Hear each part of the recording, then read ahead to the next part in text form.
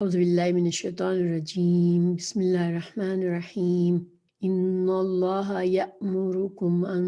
تؤدوا الامانات الی اہلها واذا حکمتم بین الناس ان تحکموا بالعدل ان اللہ نعم ما یعظکم به ان اللہ کان سمیعا بصیرا۔ اللہ تعالیٰ تمہیں تاکیدی حکم دیتا ہے کہ امانت والوں کی امانتیں انہیں پہنچاؤ، اور جب لوگوں کا فیصلہ کرو تو عدل و انصاف سے فیصلہ کرو، یقیناً وہ بہتر چیز ہے جس کی نصیحت تمہیں اللہ تعالیٰ کر رہا ہے۔ بے شک اللہ تعالیٰ جانتا ہے، دیکھتا ہے۔ آیت نمبر 58 ہے سورہ النساء کی۔ تو اس کا پیچھے سے اگر ہم تعلق دیکھیں تو دیکھیں پیچھے اللہ سبحانہ تعالیٰ نے یہود و نصارہ کی، بنی اسرائیل کی بہت سی خامیاں بتائیں، اور اللہ سبحانہ تعالیٰ کا مقصد، جب اللہ تعالیٰ کسی قوم کا ذکر فرماتے ہیں، کسی پچھلی قوموں کے اقوام کے جو ذکر فرمایا اور بنی اسرائیل کی جو غلطیاں ہمیں بتائی، تو اللہ سبحانہ تعالیٰ کا مقصد یہ ہوتا ہے کہ یہ ہمارے لیے نصیحت کا کام کرے، اور ظاہر اس زمانے میں جو یہود و نصارہ تھے ان کے لیے بھی اصلاح کا ذریعہ بنے۔ پیچھے ہم نے دیکھا کہ اللہ سبحانہ تعالیٰ نے یہود پر تنقید کی پچھلی آیت میں کہ تمہارے حسد سے کوئی فائدہ نہیں ہوگا، اللہ سبحانہ تعالیٰ اپنے فضل کو جسے چاہتا ہے اس کو دیتا ہے، اور پھر ان کی بہت سی برائیاں واضح فرمانے کے بعد یہ بالکل واضح کر دیا گیا کہ تم چنی ہوئی امت تھے اللہ تعالیٰ کی۔ اللہ سبحانہ تعالیٰ نے تمہیں اپنی شریعت کی امانت دی تھی اور تمہیں ذمہ دار بنایا تھا، مگر تمہاری خامیوں کی وجہ سے اب تمہیں اس مقام سے اب تمہارے معزول کیا جا رہا ہے۔ اب پھر امت مسلمہ کو امت وسط قرار دیا اللہ سبحانہ تعالیٰ نے۔ اس کے بعد سورہ بقرہ اور سورہ آل عمران میں بہت سی ایسی نصیحتیں اور بہت سے ایسے احکامات دیے جس سے امت مسلمہ ایک مضبوط امت بن جائے، اور ان کے اندر سے بخل اور حق کو چھپانا، ریاکاری، حسد اور بھی جو بھی دل کی بیماریاں، دنیا سے بڑی محبت، ان سب کو دور کرنے کے لیے بہت سی نصیحتیں فرمائیں۔ تو اللہ سبحانہ تعالیٰ نے اب واضح طور پر ایک بہت ہی اہم حکم فرما رہے ہیں یہاں پر، جن لوگوں میں یہ خوبیاں نہیں ہیں تو وہ سردار نہیں بن سکتے، وہ لوگوں کو راہ دکھانے والے نہیں بن سکتے۔ تو اس وجہ سے اللہ تعالیٰ یہاں پر فرما رہے ہیں ان اللہ یأمرکم، اللہ تمہیں حکم دیتا ہے۔ اللہ سبحانہ تعالیٰ نے بہت سے احکامات دیے، یہاں خاص طور سے اللہ تعالیٰ فرما رہا ہے کہ میں حکم دیتا ہوں تم کو، ورنہ اکثر یہ ہوتا ہے کہ یہ کرو وہ نہ کرو، لیکن یہاں پر اللہ سبحانہ تعالیٰ ہمیں واضح طور پر فرما رہے ہیں کہ اللہ تعالیٰ ہم کو یہ حکم فرما رہا ہے، گویا کہ ہم اب بالکل اپنی توجہ اس کی طرف رکھیں کہ اللہ تعالیٰ ہمیں کیا حکم دے رہا ہے۔ ان تؤدوا، تاکہ تم ادا کرو، تم امانتوں کو، ان تؤدوا الامانات، امانات کو تم پورا ادا کر دو۔ ادا کرنا اس کا مطلب ہوتا ہے حمزہ دال یا، اس کا مطلب ہوتا ہے کہ یکبارگی اور پورا حق ادا کر دینا۔ کسی نے آپ کو کوئی چیز رکھی ہے آپ کے پاس، جب آپ اس کو پورا حفاظت کے ساتھ واپس کرتے ہیں تو گویا آپ نے اس کی امانت کو پورا ادا کر دیا۔ تو یہاں پر اللہ سبحانہ تعالیٰ فرما رہے ہیں کہ تم کو اللہ حکم دے رہا ہے کہ تم امانات کو ادا کر دو، الی اہلہا، جو بھی اس کے حقدار ہے، امانت والوں کو امانت واپس کر دو۔ تو یہاں پر امانت کا لفظ جو ہے بہت وسیع معنی میں ہے، ٹھیک ہے، اس میں جو ہے وہ تمام قسم کے حقوق و فرائض بھی آ جاتے ہیں، اور اگر اللہ سبحانہ تعالیٰ سے متعلق جو حق ہے، بندوں پر جو فرائض ہیں وہ بھی آ جاتے ہیں، اور بندوں کے آپس کے حقوق و فرائض کا بھی خیال آ جاتا ہے، کیونکہ حقوق و فرائض بھی ایک امانت ہوتے ہیں۔ تو اللہ سبحانہ تعالیٰ کے متعلق شریعت کے تمام احکامات کی فرما برداری یہ ایک امانت ہے۔ ایک کلمہ گو کا بندے پر جو اپنے آپ کو مسلمان سمجھتا ہے تو اس پر یہ چیز ایک امانت ہے کہ وہ شریعت کے تمام احکامات کو سیکھے، سمجھے اور اس کی فرما برداری کرے۔ اس کے مطابق اپنی زندگی گزارے۔ تو جب اللہ سبحانہ تعالیٰ کسی امت کو صاحب شریعت بناتا ہے تو پھر یہ بہت مرتبہ اور بڑا مقام ہوتا ہے، اور اس کی یہ ایک امانت کی حیثیت رکھتا ہے۔ تو اس میں یہ کیا امانت ہے کہ خود بھی انسان زندگی کے تمام معاملات میں اللہ کی مکمل فرما برداری کرے، پھر جن لوگوں تک اللہ کا پیغام نہیں پہنچا ان تک اس پیغام کو پہنچانا، اور اللہ کے زمین پر اللہ کے قانون کو نافذ کرنا۔ اس کے علاوہ بندوں کے حقوق میں امانت کیا ہے کہ 2 درجوں سے ہوتی ہے۔ ایک تو عام لوگوں میں آپس میں جو بھی لین دین ہیں، جو بھی حقوق اور فرائض ہیں، جو معاملات ہیں، ان سب کا خیال رکھنا اور اس کو امانت سمجھ کے ہر حق کو، ہر فرض کو، ہر حق کو اچھی طرح ادا کرنا، اور کسی سے وعدہ کیا ہے تو وعدے کو پورا کرنا، یہاں تک کہ کسی کا راز بھی اگر ہمارے پاس ہے تو اس راز کی بھی حفاظت کرنا، اس کو بھی امانت سمجھنا۔ اور بندوں میں یہ تو عام لوگوں کے ساتھ ہے، یعنی ہر لیول کے لوگوں کے لیے یہ حکم ہے، لیکن حکمرانوں کے لیے کیا حکم ہے کہ وہ جب عہدے اور منصب پر لوگوں کو منتخب کرے تو وہ ان کی قابلیت اور ان کی صلاحیت کے مطابق ان کو عہدے اور منصب عطا کرے، اور جب لوگوں کے درمیان کچھ فیصلے کرے، کیونکہ حکمران ہے، قاضی ہے، تو ان کی یہ ذمہ داری ہوتی ہے کہ لوگوں کے مسائل میں، ان کے جھگڑوں میں آپس میں فیصلے کرے تو وہ بالکل عدل اور انصاف کے ساتھ کرے۔ اس آیت کے بارے میں شان نزول بھی ہے۔ فتح مکہ کے وقت رسول اللہ صلی اللہ علیہ وسلم خانہ کعبہ میں داخل ہوئے تھے، تو اس وقت چابیاں جو تھی حضرت عثمان بن طلحہ ذمہ دار ہوا کرتے تھے خانہ کعبہ کی چابیوں کے۔ وہ جہالت سے، یعنی مکہ فتح ہونے سے پہلے بھی یہی ان کی ذمہ داری یہی تھی، ان کے خاندان میں یہ ذمہ داری تھی کہ جو خانہ کعبہ کی چابیوں کی یہ حفاظت کرتے تھے۔ آپ سمجھے میں فتح مکہ کے دن رسول اللہ صلی اللہ علیہ وسلم نے ان سے کعبہ کی چابیاں لیں، یعنی کہ عثمان بن طلحہ سے، اور کعبہ میں داخل ہوئے تھے۔ آپ صلی اللہ علیہ وسلم جب باہر تشریف لائے تو یہ آیت کریمہ تلاوت فرما رہے تھے، ان اللہ یأمرکم ان تؤدوا الامانات الی اہلہا، یہی والی آیت جو ہم پڑھ رہے ہیں، اسی کی تلاوت کرتے ہوئے آپ صلی اللہ علیہ وسلم خانہ کعبہ سے باہر نکلے کہ بے شک اللہ تعالیٰ تم کو حکم دیتا ہے کہ امانت والوں کی امانتیں ان کے حوالے کر دو۔ پھر آپ نے عثمان بن طلحہ کو بلایا اور چابی ان کے سپرد کر دی۔ ابن جریر کی روایت ہے، اور اس میں پھر آگے فرمایا کہ جب آپ صلی اللہ علیہ وسلم نے یہ آیت تلاوت فرمائی تو حضرت عمر بن خطاب نے عرض کی،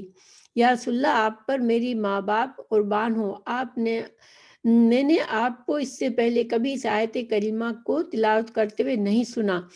تو گویا یہ آیت اس وقت نازل ہوئی تھی، زیادہ لوگوں کی یہ رائے ہے، لیکن اگر نہ بھی ہو تو اس کا حکم جو ہے وہ عام ہے کہ یہ ہر انسان کے لیے یہ ہر مسلمان کے لیے یہ حکم ماننا ضروری ہے کہ امانات کا خیال رکھے۔ تو اس میں دوسرا حکم اللہ تعالیٰ نے یہ فرمایا، وَإِذَا حَكَمْتُمْ بَيْنَ النَّاسِ أَن تَحْكُمُوا بِالْعَدْلِ، دوسرا حکم یہ ہے کہ جب تم فیصلہ کرو لوگوں کے درمیان تو پھر فیصلہ عدل کے ساتھ کرو۔ عدل و انصاف سے فیصلہ کرنے کا کیا مطلب ہے کہ انسان کسی طرح کی رواداری نہ کرے، کسی رشتے کو بیچ میں نہ آنے دے، کوئی رشتہ، کوئی کمزوری بیچ میں نہ آئے۔ جب اللہ نے کسی کو یہ عہدہ دیا ہے کہ وہ لوگوں کا فیصلہ کرے تو یہ ذمہ داری بہت بڑی ہے، اور اس میں انسان کو عدل و انصاف سے کرنا ہے، اور اس کے لیے اجر و ثواب بھی بہت زیادہ ہے اگر ایک انسان صحیح طریقہ سے فیصلہ کرتا ہے۔ حدیث میں ہے کہ یقیناً اللہ تعالیٰ قاضی اور حاکم کے ساتھ ہے جب تک وہ ظلم نہ کرے، اور جب وہ ظلم کرے تو اللہ تعالیٰ اسے اپنے آپ کے سپرد کر دیتا ہے۔ یعنی کہ اگر کوئی حاکم ہے، اس نے خیانت کی، فیصلہ کرنے میں عدل سے کام نہیں لیا، تو اللہ سبحانہ تعالیٰ اس بندے کو اس کے نفس کے سپرد کر دیتا ہے۔ اور آپ کو پتہ ہے کہ انسان کو اگر اللہ کی حفاظت سے جب انسان باہر نکلتا ہے تو پھر اس کا نفس جو ہے وہ اس کو شر کی طرف لے جاتا ہے، اور وہ مزید سے مزید وہ برائیوں میں پڑتا ہے۔ یہ بہت ہی اہم حکم ہے۔ ایک طرح سے ہم یہ سمجھ سکتے ہیں کہ ہماری شریعت کی بنیاد ہے۔ انسان اگر اس کے اندر امانت نہیں ہے، اگر اس میں عہد کی پابندی نہیں ہے، تو پھر وہ انسان کسی کام کا نہیں ہے۔ نہ اس پر دنیا میں کوئی بھروسہ کر سکتا ہے، نہ وہ آخرت میں اس کے لیے کامیابی ہو سکتی ہے، کیونکہ اللہ عدل کرنے والا ہے۔ اگر کسی کے ساتھ کوئی حق تلفی کی گئی ہوگی، کوئی زیادتی کی گئی ہوگی، تو قیامت کے دن اس کو اس کا جواب دینا پڑے گا۔ ان اللہ نعم ما یعظکم بہ، اللہ سبحانہ تعالیٰ خود ہی فرما رہے ہیں کہ کتنی اچھی، نعم ما 2 لفظوں سے بنا ہوا ہے، نعمہ اور ماں، تو یہ دونوں مل کر کتنی اچھی ہو جاتا ہے۔ ٹھیک ہے، اس کا ترجمہ کہ اللہ تعالیٰ کتنی اچھی تم کو نصیحت فرما رہا ہے۔ ان اللہ کان سمیعا بصیرا، تو اس نصیحت کی اہمیت ہم اسی سے سمجھ سکتے ہیں کہ اللہ سبحانہ تعالیٰ اس کو ہمیں بہت اس کی تعریف کر کے ہمیں یہ حکم دے رہے ہیں کہ بہت ہی اچھی نصیحت اللہ ہمیں فرما رہا ہے۔ ان اللہ کان سمیعا بصیرا، تو سمیعا اللہ سب کچھ سننے والا اور سب کچھ دیکھنے والا کا یہاں پر کیا تعلق ہے کہ انسان اگر خفیہ سب سے چھپ کر بھی خیانت کرتا ہے تو اللہ تعالیٰ دیکھتا ہے، اللہ سے کچھ چھپا ہوا نہیں ہے۔ تو انسان کو اس حکم پر بہت سیریسلی، بہت ہی احتیاط سے اس معاملے میں خود کو دیکھنا چاہیے، کیونکہ ہر انسان کے ذمے کچھ حقوق و فرائض ہوتے ہیں۔ تو ہمیں اپنے حقوق و فرائض پر یہ خیال رکھنا ہے کہ جو بھی حقوق و فرائض ہم پر ہے یہ ہماری ذمہ داری ہے، ہم کو اس کا سوال کیا جائے گا۔ اس کے بارے میں صحیح مسلم میں ایک حدیث ہے، رسول اللہ صلی اللہ علیہ وسلم نے فرمایا حق والوں کے حقوق ضرور ادا کیے جائیں گے، حتیٰ کہ بے سینگ کی بکری کا سینگوں والی بکری سے بھی حق لیا جائے گا۔ اللہ سبحانہ تعالیٰ خود عدل پسند ہے، عدل کرنے والا ہے، اور اللہ تعالیٰ ناانصافی نہیں برداشت کرتا۔ یا ایھا الذین آمنوا اطیعوا اللہ واطیعوا الرسول واولی الامر منکم فَإِن تَنَازَعْتُمْ فِي شَيْءٍ فَرُدُّوهُ إِلَى اللَّهِ وَالرَّسُولِ إِن كُنتُمْ تُؤْمِنُونَ بِاللَّهِ وَالْيَوْمِ الْآخِرِ ذَلِكَ خَيْرٌ وَأَحْسَنُ تَأْوِيلًا۔ اے ایمان والو، فرما برداری کرو اللہ تعالیٰ کی، اور فرما برداری کرو رسول صلی اللہ علیہ وسلم کی، اور تم میں سے اختیار والوں کی۔ پھر اگر کسی چیز میں اختلاف کرو تو اسے لوٹاؤ اللہ تعالیٰ کی طرف اور رسول اللہ صلی اللہ علیہ وسلم کی طرف۔ اگر تمہیں اللہ تعالیٰ پر اور قیامت کے دن پر ایمان ہے، یہ بہت بہتر ہے اور باعتبار انجام کے بہت اچھا ہے۔ اللہ سبحانہ تعالیٰ اس آیت میں ہمیں حکم دیا جا رہا ہے کہ ہم ہر حال میں سمعنا و اطعنا کریں، اللہ سبحانہ تعالیٰ کے ہر حکم پر ہم اطاعت کرے، فرما برداری کرے، اور اللہ ہی کی اطاعت جو ہے وہ اصل اطاعت ہے، کیونکہ سورہ الاعراف میں 54 میں اللہ تعالیٰ نے فرمایا خبردار، مخلوق بھی اسی کی ہے اور حکم بھی اسی کا ہے۔ تو اللہ سبحانہ تعالیٰ ہی نے ہمیں پیدا کیا ہے، تو ہمیں ہر حال میں اللہ کی بات ماننی ہے۔ پھر سورہ یوسف میں فرمایا آیت 40 میں ان الحکم الا للہ، حکم صرف اللہ ہی کا ہے۔ تو اللہ سبحانہ تعالیٰ ہی حاکم ہے، اور اللہ ہی کا حکم دنیا میں بندوں میں چلنا چاہیے۔ رسول اللہ صلی اللہ علیہ وسلم کی اطاعت بھی کیوں اللہ سبحانہ تعالیٰ کے اطاعت کے ساتھ ہی کہی گئی، کیونکہ رسول جو بھی اللہ سبحانہ تعالیٰ کے احکامات ہوتے ہیں وہ مخلوق تک پہنچاتے ہیں، اور وہ اللہ کے نمائندے ہوتے ہیں۔ اللہ سبحانہ تعالیٰ نے سورہ نساء آیت 80 میں فرمایا من یطع الرسول فقد اطاع اللہ، جس نے رسول کی اطاعت کی اس نے اللہ کی اطاعت کی۔ پھر اس سے ایک اور بات یہ پتہ چلتی ہے کہ حدیث بھی ہمارے دین کی، ہماری شریعت کا ماخذ اسی طرح ہے جیسے کہ قرآن ہے۔ تو قرآن اور حدیث میں ہمیں شریعت کے احکامات ماننے میں ہمیں کوئی فرق نہیں کر سکتے کہ آپ صلی اللہ علیہ وسلم نے حدیث کے ذریعے کسی حکم کو فرض قرار دیا ہے یا قرآن میں کسی حکم کو فرض قرار دیا گیا ہے، اگر صحیح حدیث ہے تو ہمیں اس پر ایسے ہی عمل کرنا ہے جیسے قرآن کے حکم کا عمل کرنا ہے۔ تیسری جو اطاعت کہی گئی وہ اولو الامر کی۔ اولو الامر کون ہوتے ہیں؟ تو اولو الامر جو ہے یہ وہ لوگ ہیں جن کو جیسے حکام، عمرا، پھر کسی نے کہا کہ جو علماء ہوتے ہیں، فقہا ہوتے ہیں، جو لوگوں کی رہنمائی کرتے ہیں دین کے احکامات میں، اور حکام جو ہے وہ قانون کو نافذ کرتے ہیں، اللہ کے قانون کو لوگوں پر نافذ کرتے ہیں، اور مسلمانوں کے اجتماعی جو بھی معاملات ہوتے ہیں اس کے نگہداشت ہوتے ہیں۔ تو جب تک تو ان کے اولو العمر کے بھی اطاعت ضروری ہے۔ ہاں البتہ اللہ سبحانہ تعالیٰ کے اور اللہ کے رسول صلی اللہ علیہ وسلم کی اطاعت تو بلا کسی شرط کے بندے کو ماننا ہی ماننا ہے، لیکن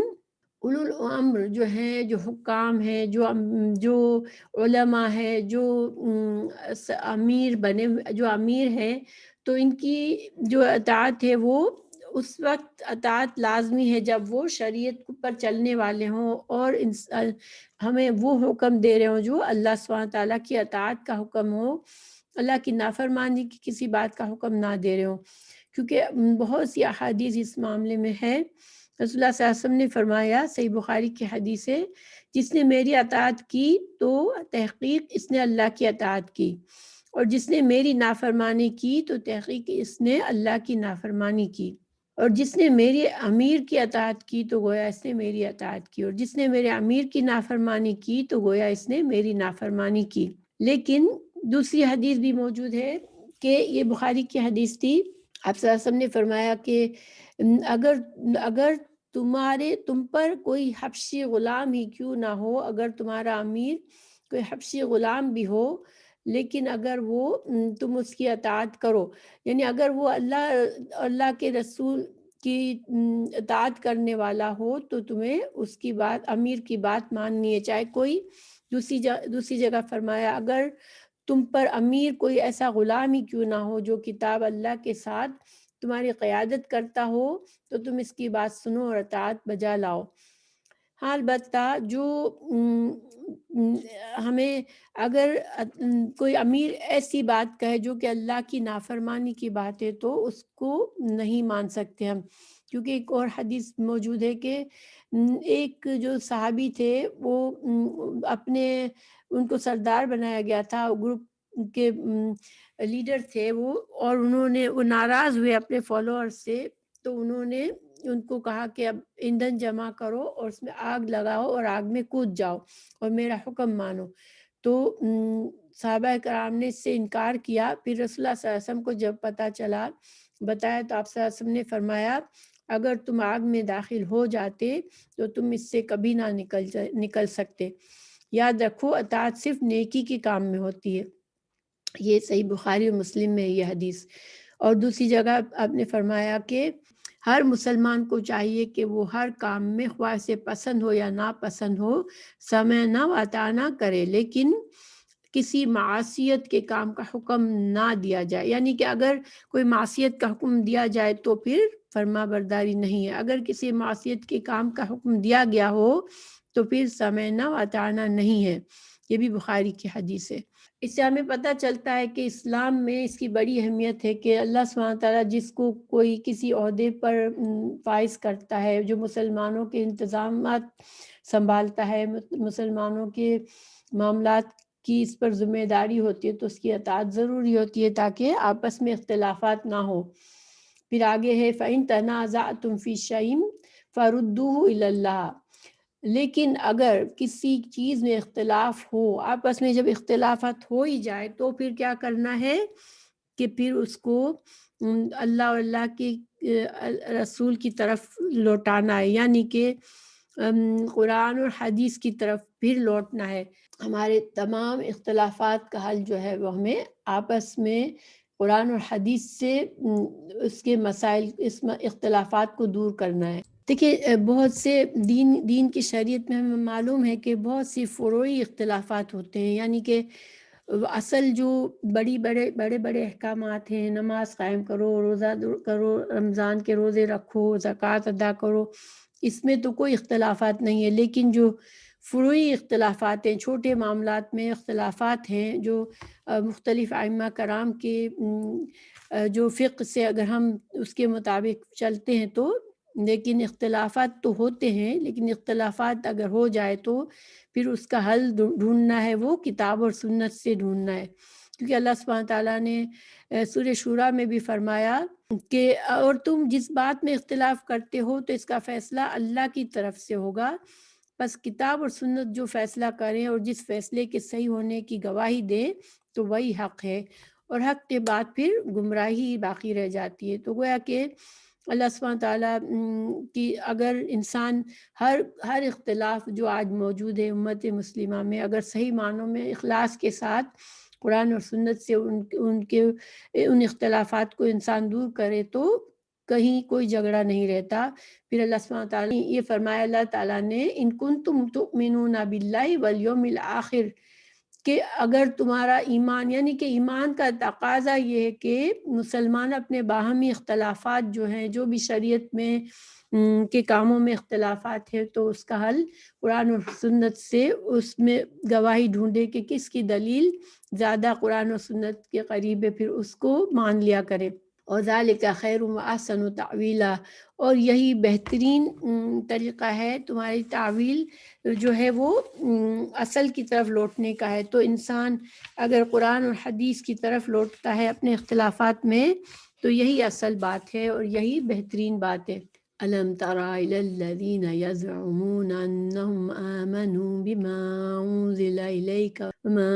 أُنزِلَ مِن قَبْلِكَ يُرِيدُونَ أَن يَتَحَاكَمُوا إِلَى الطَّاغُوتِ وَقَدْ أُمِرُوا أَن يَكْفُرُوا بِهِ وَيُرِيدُ الشَّيْطَانُ أَن يُضِلَّهُمْ ضَلَالًا بَعِيدًا۔ کیا آپ نے انہیں نہیں دیکھا جن کا دعویٰ تو یہ ہے کہ جو کچھ آپ پر، جو کچھ آپ سے پہلے اتارا گیا ہے وہ اس پر ایمان لائے، لیکن وہ اپنے فیصلے غیر اللہ کی طرف لے جاتے ہیں، حالانکہ انہیں حکم دیا گیا ہے کہ شیطان کا انکار کرے۔ شیطان تو یہ چاہتا ہے کہ انہیں بہکا کر دور ڈال دو۔ تو یہاں پر چونکہ پیچھے کہا گیا کہ اختلافات کے جو بھی آپس کے اختلافات ہوں گے وہ قرآن اور حدیث کی روشنی میں ان کا حل نکالا جائے گا، تو اب جو ہے اللہ سبحانہ تعالیٰ ہر اس شخص کی تردید فرمائی اس آیت میں جو یہ دعویٰ کرتا تو ہے کہ وہ اس شریعت، اس دین پر ایمان رکھتا ہے، لیکن اسے اللہ تعالیٰ نے اپنے رسول صلی اللہ علیہ وسلم اور تمام سابقہ انبیاء پر ایمان کا دعویٰ کرنے کے باوجود وہ جب بھی کوئی جھگڑا ہوتا ہے، تنازعات کا فیصلہ کرنا چاہتا ہے تو وہ اللہ کی کتاب اور اللہ کی رسول صلی اللہ علیہ وسلم کی سنت کے بجائے وہ کسی اور طرف رجوع کرتا ہے۔ اس آیت کے شان نزول بھی ہے کہ ایک انصاری اور ایک یہودی کے بارے میں نازل ہوئی جن کا آپس میں تنازع تھا۔ یہودی نے کہا کہ ہم اپنا فیصلہ محمد صلی اللہ علیہ وسلم سے کروا لیتے ہیں، مگر انصاری نے کہا کہ نہیں، ہم اپنا فیصلہ کعب بن اشرف سے کراتے ہیں۔ اس کی دوسری بھی ایک اور بھی ہے اس شان نزول کے بارے میں کہ منافقوں کی ایک جماعت کے بارے میں یہ آیت نازل ہوئی جنہوں نے اظہار اسلام تو کیا تھا مگر وہ اپنے فیصلے کے لیے وہ جاہل حکام کے پاس جاتے تھے۔ بہرحال حکم عام ہے کہ انسان اگر خود کو مسلمان سمجھتا ہے، ایمان کا دعویٰ کرتا ہے تو وہ اپنے آپس کے اختلافات اللہ کی کتاب اور سنت رسول صلی اللہ علیہ وسلم کی روشنی میں اپنے اختلافات کے فیصلے کروائے۔ قرآن اور حدیث کو چھوڑ کر انسان اگر اپنے فیصلے کسی غیر شرعی طریقے سے کروانا چاہتا ہے تو گویا یہی کہہ دیا گیا کہ وہ شیطان سے فیصلہ کروا رہا ہے، شیطان کے طریقے پر جانا چاہ رہا ہے۔ تو شیطان تو انسان کو گمراہ کرنا ہی چاہتا ہے، تو اگر انسان شریعت سے ہٹتا ہے، حق سے ہٹتا ہے، اللہ کے دین کے طریقے سے ہٹتا ہے تو پھر وہ شیطان کے حوالے خود کو کرتا ہے اور گمراہ ہوتا ہے۔ وَإِذَا قِيلَ لَهُمْ تَعَالَوْا إِلَى مَا أَنزَلَ اللَّهُ وَإِلَى الرَّسُولِ رَأَيْتَ الْمُنَافِقِينَ يَصُدُّونَ عَنْكَ صُدُودًا۔ ان سے جب کبھی کہا جاتا ہے کہ اللہ تعالیٰ کے نازل کردہ کلام کی اور رسول اللہ صلی اللہ علیہ وسلم کی طرف آؤ، تو آپ دیکھ لیں گے کہ یہ منافق آپ سے منہ پھیر کر رکے جاتے ہیں۔ تو یہاں منافقین کا ذکر ہے کہ وہ دعوے تو کرتے تھے کہ وہ مسلمان ہیں، لیکن اپنے فیصلوں کے لیے ان سے جب کہا جاتا کہ رسول اللہ صلی اللہ علیہ وسلم کی طرف چلیں تو وہ اپنے آپ سے رکتے تھے بہت، اور وہ یہودیوں کے پاس جاتے تھے، یہودی علماء کے پاس جا کے وہ اپنے فیصلوں کو کرانا پسند کرتے تھے۔ اللہ سبحانہ تعالیٰ نے ان کا ذکر سورہ لقمان 31 میں بھی کیا کہ 21 میں، اور جب ان سے کہا جاتا ہے کہ جو کتاب اللہ نے نازل فرمائی ہے اس کی پیروی کرو، تو کہتے ہیں کہ ہم تو اسی کی پیروی کریں گے جس پر اپنے باپ دادا کو پایا، مگر اس کی برخلاف مومنوں کے بارے میں اللہ سبحانہ تعالیٰ نے فرمایا سورہ نور آیت 51 میں، بس مومنوں کی تو بات ہی یہ ہے کہ جب وہ اللہ اللہ کے رسول کی طرف بلائے جاتے ہیں تو تاکہ وہ ان میں فیصلہ کرے، تو وہ کہتے ہیں کہ ہم نے سن لیا اور ہم نے مان لیا۔ تو منافقوں کی مذمت کی گئی یہاں پر اللہ سبحانہ تعالیٰ، اور مزید اگلی آیت میں بھی ان کی مذمت کی جا رہی ہے کہ فَكَيْفَ إِذَا أَصَابَتْهُم مُّصِيبَةٌ بِمَا قدمت ایدیہم ثم جاؤوک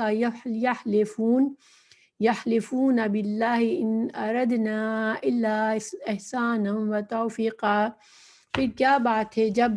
ان پر ان کے کرتوتوں کے باعث کوئی مصیبت آ پڑتی ہے تو پھر یہ آپ کے پاس آ کر اللہ تعالیٰ کی قسمیں کھاتے ہیں کہ ہمارا ارادہ تو صرف بھلائی اور میل ملاپ کا تھا۔ یعنی کہ اللہ سبحانہ تعالیٰ یہاں فرما رہے ہیں کہ یہ منافقین جب بظاہر اپنے آپ کو مسلمان کہتے ہیں، لیکن وہ اپنے معاملات اور اپنے فیصلوں کے لیے آپ صلی اللہ علیہ وسلم کے پاس آنا پسند نہیں کرتے اور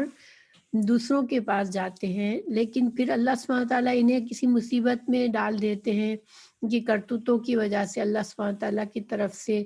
ایسے حالات پیدا ہو جاتے ہیں کہ یہ پھنس جاتے ہیں، تو پھر اور ان کا راز فاش ہوتا ہے، تو پھر یہ آپ صلی اللہ علیہ وسلم کے پاس آتے ہیں اور آپ سے اچھے تعلقات کرنے کے لیے قسمیں کھاتے تھے کہ ہم یہ نہیں کہ ہم آپ کے فیصلوں پر خوش نہیں ہیں، ہم تو ان سے اچھے تعلقات رکھنا چاہتے ہیں تاکہ ماحول اچھا رہے، اصلاح رہے آپس میں، تو ہمارا مقصد تو صرف میل ملاپ ہے۔ اللہ سبحانہ تعالیٰ آگے فرما رہے ہیں اولئک الذین یعلم اللہ ما فی قلوبہم فاعرض عنہم وعظہم وقل لہم فی انفسہم قولا بلیغا۔ اور یہ وہ لوگ ہیں جن کے دلوں کا بھید اللہ تعالیٰ پر بخوبی روشن ہے، آپ ان سے چشم پوشی کیجئے، انہیں نصیحت کرتے رہیے اور انہیں وہ بات کہیے جو ان کے دلوں میں گھر کرنے والی ہو۔ اللہ سبحانہ تعالیٰ نے رسول اللہ صلی اللہ علیہ وسلم سے فرمایا کہ کیونکہ اللہ تعالیٰ سب کچھ جانتا ہے، ان کی بیماری کو، ان کے دلوں میں کیا بیماری ہے، دنیا کی محبت کی بیماری ہے، وہ دنیا کے فائدوں کے پیچھے لگے ہوئے ہیں اور انہیں اپنے آخرت کا نقصان یہ کر رہے ہیں، لیکن آپ کیا کریں، آپ ان کے ساتھ درگزر کا معاملہ کریں، ان کو واضح و نصیحت کریں، ان کو ایسی سمجھانے والی بات کریں جو ان کے دل پر اثر کرے، تو ہو سکتا ہے کہ شاید ان کے اندر بھی کچھ اچھائی آئے۔ تو یعنی کہ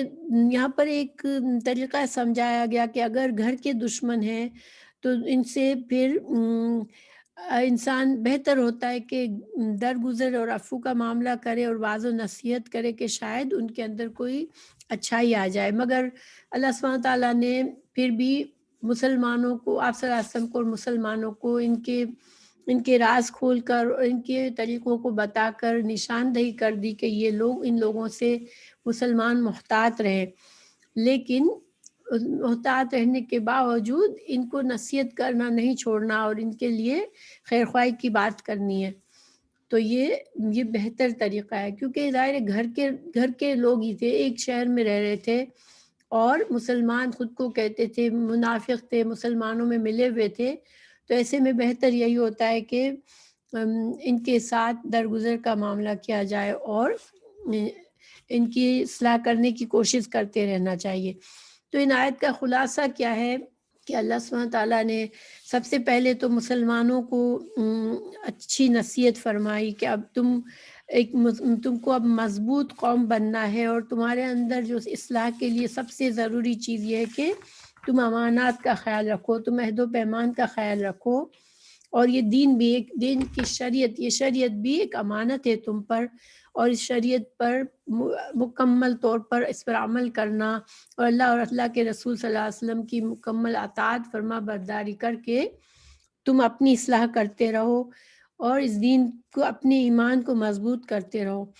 اور تم میں اللہ سبحانہ تعالیٰ کسی کو اس مقام پر پہنچائے کہ وہ تم پر حکمران ہو، تم پر امیر ہو، تمہارے اللہ نے تمہارے درمیان ان کو علم دیا ہو، وہ علماء فقہا ہو، تو ان لوگوں کی اطاعت بھی ضروری ہے اسلام میں، کیونکہ علماء اور فقہا بھی دین کی باتیں بتاتے ہیں، رہنمائی کرتے ہیں، تو ان کی بات، ان کی عزت کرنا، ان کی بات ماننا بھی ضروری ہے۔ اور جو حکمران، جو عہدے دار ہوتے ہیں، جو جن کو کسی منصب پر فائز ہوتے ہیں، جو امیر، جن کو اللہ اس موقع پر اس جگہ پر رکھتا ہے کہ وہ مسلمانوں کا امیر بنتا ہے، تو اس کی اطاعت لازمی ہے۔ ہاں، شرط صرف یہ کہ وہ اللہ کی فرما برداری کا حکم دے اور وہ خود بھی شریعت پر چلنے والا ہو۔ اللہ کی نافرمانی کی بات کسی کی نہیں ماننی، چاہے وہ کوئی بھی ہو۔ مسلمانوں کو سمجھایا کہ تمہارے درمیان جو بھی اختلافات ہوں گے ان کا حل تمہیں قرآن اور حدیث میں ہی تلاش کرنا ہے۔ اور اس زمانے میں ظاہر رسول اللہ صلی اللہ علیہ وسلم کے زمانے میں رسول اللہ صلی اللہ علیہ وسلم حاکم تھے، انہی سے فیصلے کرائے جا رہے تھے، لیکن اب جو ہے ہمارے پاس قرآن اور حدیث موجود ہے، جس کے ہمیں اس کو تھامنا ہے۔ تو مسلمانوں کے مضبوط معاشرہ بنانے کے احکامات کے ساتھ ساتھ ان کمزور یا ان لوگوں کی نشاندہی اللہ تعالیٰ نے نہایت میں فرما دی جو کہ اس مضبوطی کو ختم کر سکتے ہیں، آپس کے اندر کے دشمن ہیں، منافق ہیں، تو اللہ سبحانہ تعالیٰ نے ان کی بری عادتوں کی نشاندہی فرمائی تاکہ مسلمان ان سے محتاط بھی رہے، اور ان کے جو سیدھے سادے لوگ ہیں وہ ان کے طریقے پر نہ چلیں، اور ان کو بھی کسی نہ کسی طرح سمجھایا جائے اور ان کی بھی اصلاح کی جائے۔ ان آیت کے بارے میں حافظ ابن کثیر کہتے ہیں کہ جو لوگ رسول اللہ صلی اللہ علیہ وسلم اور دیگر انبیاء کرام پر نازل شدہ کتابوں پر ایمان کا دعویٰ کرتے ہوئے قرآن اور سنت کے علاوہ کسی اور کو حکم بناتے ہیں تو اللہ تعالیٰ نے آیت میں ان کے ایمان کی نفی کی ہے۔ تو دیکھیں مثلاً میراث کا فیصلہ کرنا، میراث کے جھگڑوں کا فیصلہ کرنا یا اس طرح کے معاملات میں مسلمانوں کو، چاہے وہ مسلم ملک میں نہ بھی رہتے ہوں، لیکن ان کو یہ خیال رکھنا چاہیے کہ وہ اللہ اور اللہ کے رسول صلی اللہ علیہ وسلم کی شریعت، جو شریعت میں دی گئی ہے، اس کے مطابق فیصلے کرے۔ تو کسی طاغوت کو فیصل بنانا، اللہ اور اللہ کے رسول کے فیصلے پر راضی نہ ہونا، یہ کفر ہے۔ ایسا کرنا اللہ کے فیصلے سے راضی نہ ہونے کی دلیل ہے، اور جو شخص اللہ یا اللہ کے رسول کے کسی امر کا انکار کر دیتا ہے وہ اسلام سے خارج ہے۔